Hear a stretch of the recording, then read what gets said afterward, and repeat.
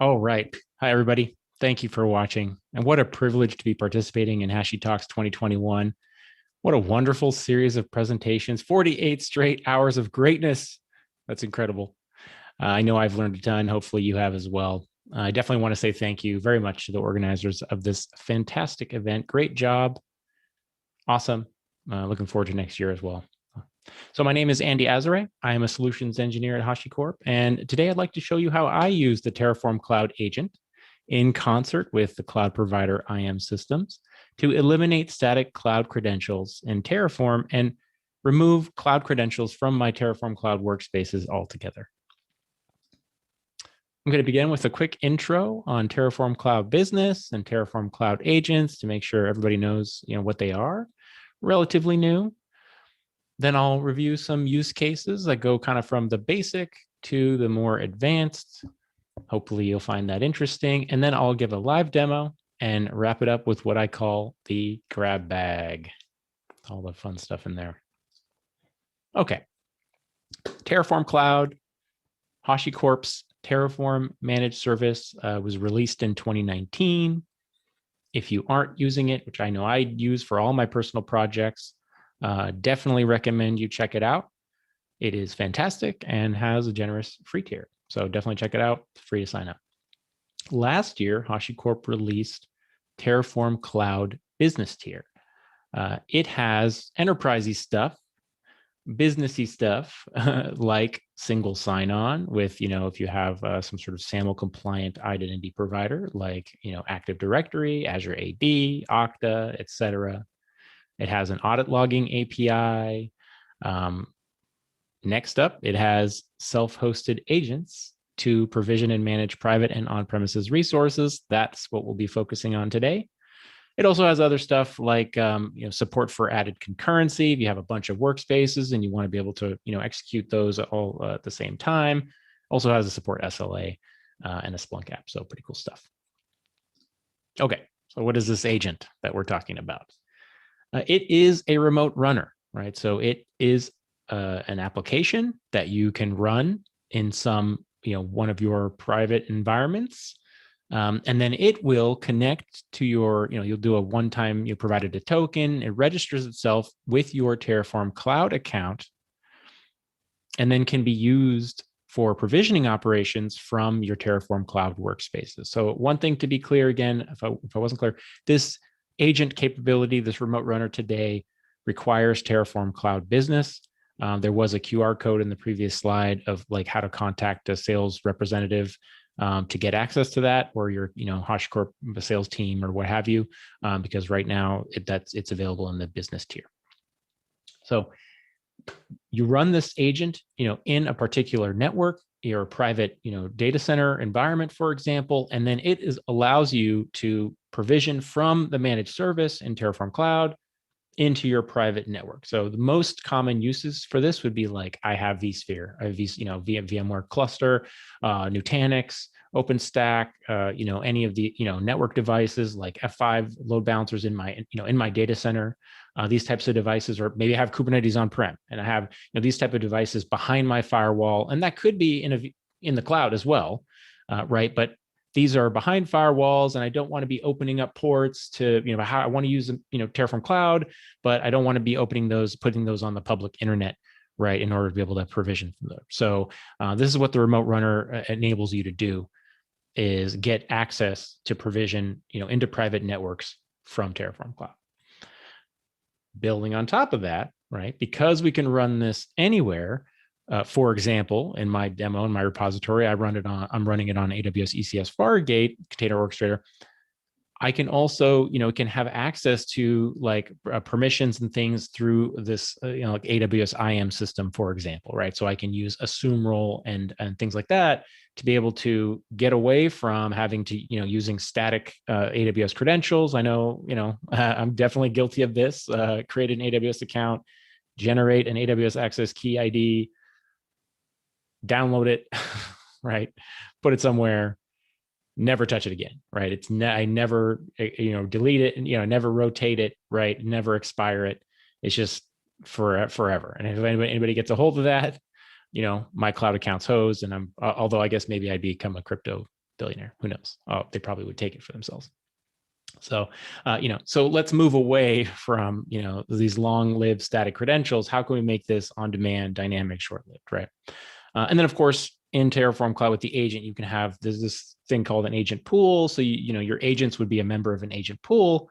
So you can run, multiple of them for failure tolerance and then also for concurrency, right? So if you have, many different workspaces. In my case, I have, I got 100 workspaces, right? So I have many different agent pools, and each can have agents in them. And then I can put, agent pool A on some set of workspaces and agent pool B, which is in a different environment, on some set of workspaces, right? So maybe I have like an Azure agent and a GCP agent pool and, an AWS agent pool. And then so you can do all that. All right. So the first use case, pretty straightforward. As I mentioned, run this in your private data center. The agent is a very lightweight application. It's delivered as a Linux binary available on releases.hashicorp.com, or it's on Docker Hub as a Docker container. So those are currently the two ways that it's released. So you can run it with Docker, you can run it on Kubernetes, you can run it on Nomad. I have some sample Nomad job files on my repository, which I'll share the link for in a little bit. You can run it on a virtual machine, very flexible, right? You can just run it from the command line, run it on your workstation, right? So very, very simple, lightweight, easy to run. And then the agent, it's self-contained. So it doesn't spin up any other, other containers or anything. It will sit there, it'll establish a connection to Terraform Cloud, and then it, ask for instructions. And so it's a pull model or polling model, or it's outbound connection only. So you don't have to open any ports on your firewall. It only requires, TCP port 443 so that it can establish an HTTPS connection to Terraform Cloud. So it needs DNS, right? That's it. So it just needs DNS to be able to reach Terraform Cloud. It needs internet connection, and it's going to, it's not even really all internet. It only needs to be able to reach, Terraform Cloud, a few other services, and also to be able to download Terraform providers, right? And Terraform binaries and things like that, right? So what it does is it is going to connect up, and it's going to sit there and wait. It's going to say, hey, do I have any work for me? Do you have any work for me? When there's a Terraform plan or apply, in the queue, the control plane will dispatch that to this agent. It's going to send it, it's going to download a bundle with the whole Terraform, folder, right? The Terraform configuration and all the relevant information. It's going to go download Terraform, the version of Terraform in that workspace. And then it's going to unpack and run that Terraform operation, do whatever it needs to do, and then package all that up and send it back. So when I'm using Terraform Cloud with this, experience is the same. If you're familiar with that, the runner console on the page, it looks exactly the same. I see my Terraform plan or my Terraform apply right there. My Terraform state file goes into my workspace. There's no change, right? But it's just that the actual Terraform provisioning operation is happening on this TFC agent, right? And so each one is kind of can only do a single run at a time. And so if you need concurrency and also for failure tolerance and for higher throughput, maybe you'll run more than one at a time, right? So maybe you'll have two of them, and then now you can do two different provisioning operations at the same time, right? Well, that's kind of the concept. So, I got my workspaces. I go in each workspace and I choose to use an agent. I choose which agent pool to use, and then it's going to pull for work. It's going to get jobs. It's going to do them just like you normally do. Right? Okay. Oh, anybody see what I did there? Same thing, right? So this is private use case number 2, private VPC. I got lazy. I didn't even change my diagram for really. It's just exactly the same. The difference is I can run this in a private cloud, VPC, private cloud VNet, really any private network, right? Where I want to be able to provision with Terraform Cloud, but the resources and things that I'm trying to provision to, maybe I'm using remote exec provisioner, right? And I need to be able to SSH to that box, or these are just simply resources that are, GitHub Enterprise or whatever, resources that are in a, behind a firewall in a private network that I don't want to put on the internet, and I don't want to open ports on our firewall, right? So same thing. Where are we so far? So the TFC agent or Terraform Cloud Agent, it is a Docker image or Linux binary. it contains a remote runner for Terraform Cloud. And so we can use that to provision into these private networks without putting them on the internet. All right. Well, now this is where it gets a little bit more interesting. So each cloud provider has a built-in identity mechanism for workloads running on their platform, right? So in Azure, it's called MSI. In GCP and AWS, I believe it's called, it's just called IAM. And with that system, you get access to certain capabilities. So the important one, number one, is the workload in AWS, for example, it's called STS, Secure Token Service. This application container can obtain temporary security credentials on the basis of its identity, right? So that is really important. That's the kind of the key to what I'm doing here. You'll take a look on the left here. You can see this is a snippet from the Terraform AWS Provider documentation page showing that the AWS Provider in Terraform has built-in support for using this mechanism with those last two bullet points down there. So, code build ECS and EKS roles, or, run it on EC2, same thing. So I'm using ECS in my demo, right? But what that means is that when I use the AWS Provider, and my Terraform is being run on AWS, and I'm using the TFC agent, it will automatically call an AWS API behind the scenes and obtain a set of temporary credentials, right? And so I think the default maybe is that those are valid for 8 hours, but that's configurable. You could set that to 30 minutes, right? So those credentials are only valid for a short period of time. They're really contained. They're only obtained by the provider on that container, right? They're not in my workspace. And then after that 30, let's say 30 minutes, those credentials are expired.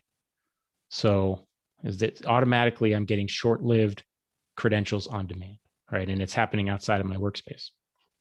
So then the next part is, how does this work when you have many different AWS accounts, for example?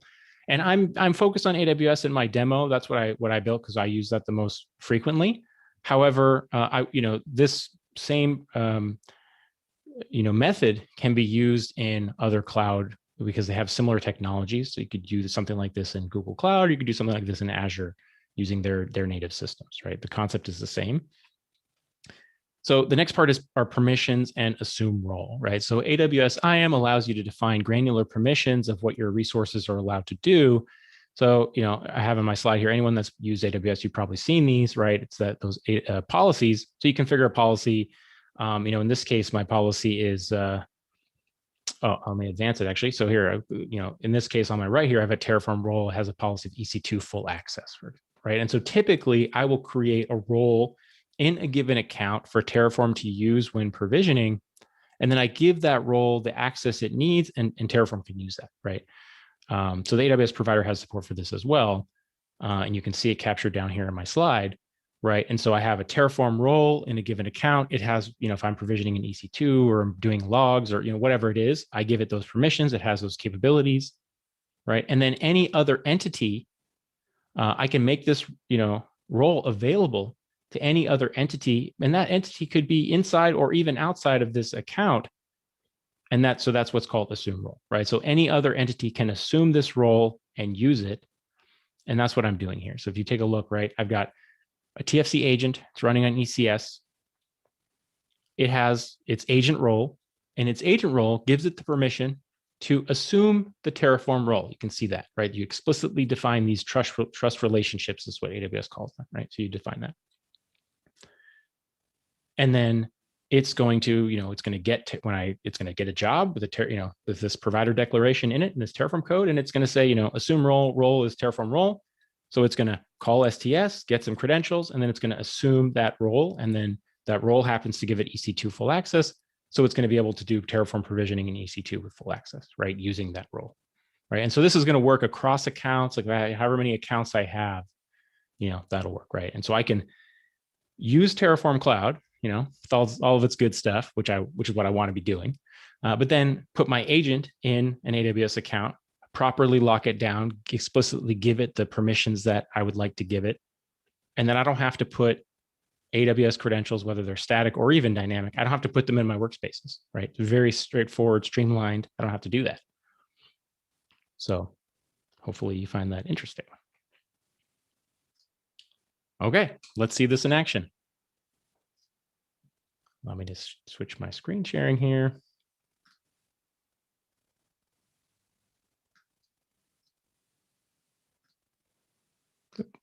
There we go. Okay. So I'll share a link to this and you can copy it right now. I'm sorry. I'll share a link to this repository. This is my repository out on GitHub where I've assembled some Terraform Cloud Agent related stuff. So today we'll be focusing on TFC Agent ECS because that's the demo I'd like to show. But you'll know here, I have some explanations and an overview of what stuff is. There are some other interesting links. You've got a module on how to run this agent on Kubernetes. There's a chef cookbook. There's also an example packer if you want to run this on vSphere, like as a VM. There are some more advanced topics with regard to customizations that you could do, the Docker file and things like that. And then some example Nomad job files that you can use to run this on Nomad. And on Nomad, you can run it, either as the binary or you can run it as the Docker container.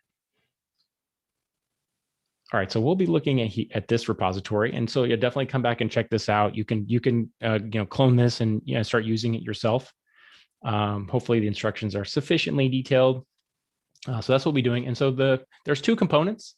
There's kind of the producer side and the consumer side. And so what this means, right, is that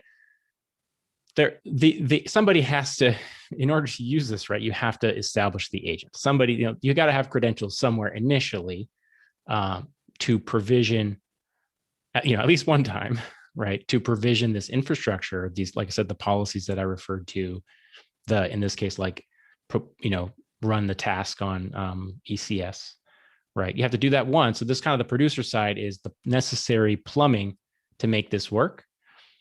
And then the consumer side is an example of here's how you would use that, right? So here's an example of code. I'm not going to spend a lot of time on this. You could take a look at this. But the gist is I'm creating an ECS service. This is composed of a task definition. And then I actually, in order to register the token, a token is used. It's called the TFC agent token. A token is used. You create that in your Terraform Cloud account, and then you provide that token to the agent so that it can uniquely identify itself and register. So it is a secret, right? So in this case, I'm storing that securely in AWS, and then the agent is grabbing that when it starts up. So the necessary permissions are there to do that. So like I said, you can copy this code and use it. There's, it has logging configured, so you can see the logs in CloudWatch. And so, so you saw this is similar to my drawing, right? Assume role. Oh, this actually is the assume role. Yeah. So the ECS, this is what allows the ECS task to use the assume role action. And then this is where I'm giving specifically, I create what's called, I create a Terraform dev role. Handily put a comment there, right? So I create a Terraform dev role. And so you would give this Terraform dev role whatever permissions, you would like to use for Terraform for whichever account. And in my example, it's just contained within a single account for simplicity. But, again, this fully supports like any multi-account setup. And you just establish these trust relationships and then allow it to assume role and so that it can do that, right? So that's kind of the highlights. There's some other stuff in here. Some advanced topics too, we'll get to in the grab bag. So come back to that. Okay, so here is what I call the producer workspace. So I earlier spun up two agents. And so, like I said, you got to have credentials in here to be able to lay this down. But the idea is that you would have, some core, set this up, and you may only need to do this one time. And then from all of your other workspaces, you're able to use this without having to do it. So here's the infrastructure. And if you go in here, you can actually see, you could see the logs and things like here's a TFC agent, right? And you can view the logs and you can come in and take a look at that. But we can skip that. So here is my view of Terraform Cloud. And you can see here that I have, for example, an SE demos dev agent pool. And I have a SE demos test, right? So you can have many different ones. I have a couple of vSphere, environments, right? That I have. They're not online right now, but that's where I would have agents there, right? And so you can see the status there. So let's go ahead. So typical AWS, workspace, this would be the before state, right? Typically, I need to have credentials in here. So somehow I have put credentials in here. Now, the most common scenario is, again, I one time generated this, put it in here, and it's there forever, right? And hopefully, nothing happens. That isn't, but now, I see a lot of folks moving more towards dynamic and short-lived credentials. You can use Vault for that, right? But there's some additional complexity there to set up the dynamic credentials in Vault and then to source them from within your Terraform code. They do appear in the state file, right? So there are some complexities there to be aware of, and you have to do that. Or if you have some other tooling and methodology that like scripts and things, right? We have seen, we have many different cases. You can just do API automation scripts, shell scripts, or you can do, you can use the Terraform Enterprise Provider to create variables in here, right? So there's many different ways that you can do that. This is just another option that I think is pretty convenient to use if it fits your scenario. So here is my consumer workspace. And you can see here that I've selected, agent, right? So for those that haven't seen this, remote is the default, I believe, usually, right? So remote is Terraform Cloud spins up a worker node, does your provisioning in there and tears it down. And we've now added, if you have business, added agent, and then you choose the right agent pool, right? So I've got that one. So let's go take a look. No credentials, right? So the omission of credentials from there. But I did specify what's called like the, whatever resource name, the address, if you will, the resource identifier of that Terraform dev role. Now, if you wanted to even do more advanced topics, you can avoid this step too, depends on what you need to do. But the simplest method is my demo. You just specify the role, the Terraform role address in there. And then, like I said, in that code where we go to the consumer workspace, this is what we're doing. We just say, provider AWS, assume role, give it that role address so it knows which role it needs to assume. And this is the code we're going to provision here. This is a data source that just shows or gets the current caller identity, which means like the identity of the whoever's running this. And then I'm creating an instance. So let's go ahead and do that. Let's queue it up.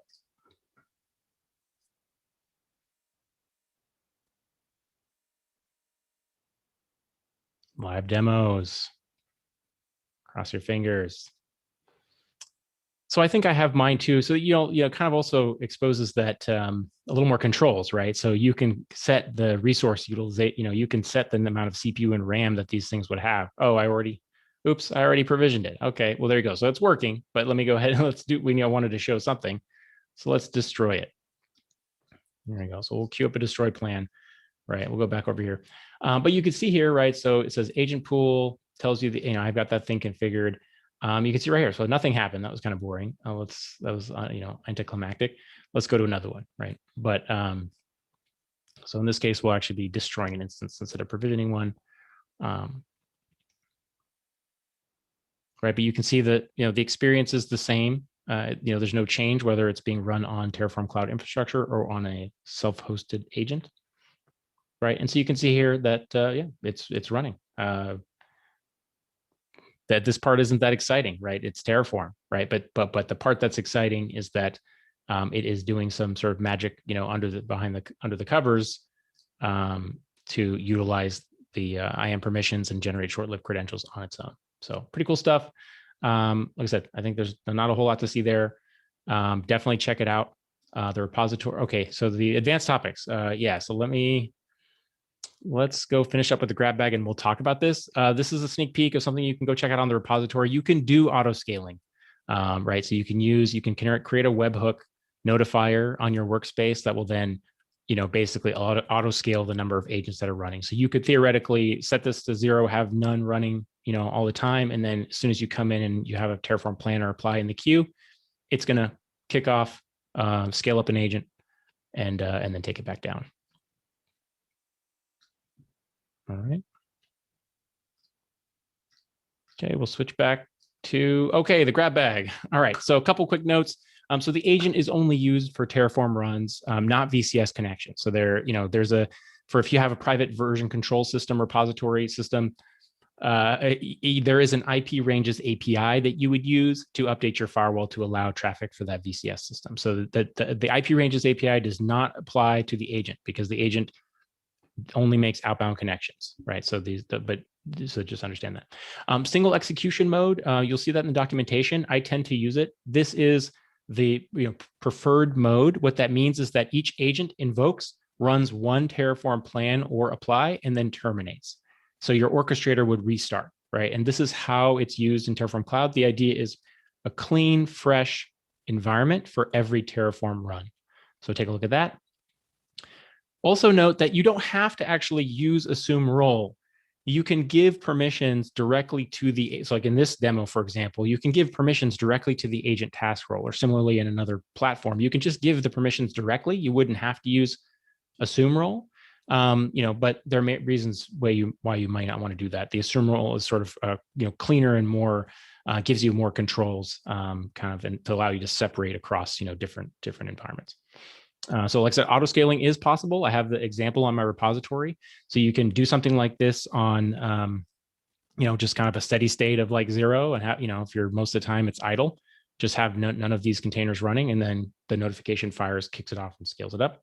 Environment variables do pass through from the agent to the Terraform run. So if you set some environment value variables on that TFC agent, they'll be available for the Terraform run. Pay attention to your RBACs, as you would already, right? But just understand that, when you've done this, those agents are now available. Now, you do require admin permission on a workspace in order to be able to control the agent's setting.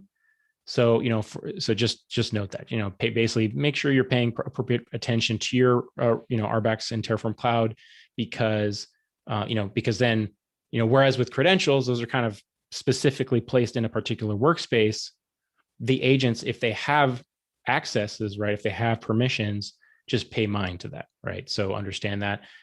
If, right now I don't know actually yet if there's a separate permission for that.